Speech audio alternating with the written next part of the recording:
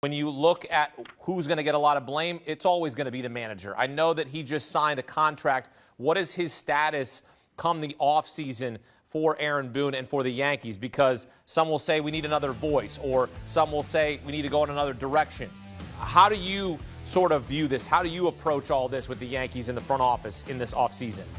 Yeah, I mean, my understanding is that Hal Steinbrenner is going to bring back Brian Cashman and Aaron Boone. You know, normally they don't extend a manager until the season's over. They changed that this March. They signed Aaron Boone to the extension. And I think Hal Steinbrenner is committed right now for this team to continue.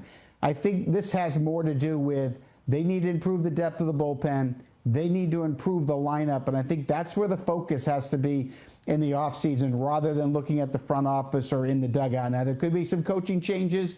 I don't think that's out of the question. But I think more importantly, we need to watch and see what they're going to do at third base and in the outfield in particular. And if they're okay with Chisholm and Volpe up the middle, there were some plays that weren't made. And when you play teams like Toronto and you're watching them make all the plays that they have, you see the difference on the field. I mean, in most games, Toronto doesn't give you 27 outs. They steal outs.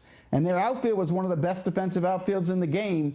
So I think defense and contact are two things the Yankees need to work on from a generic perspective this offseason.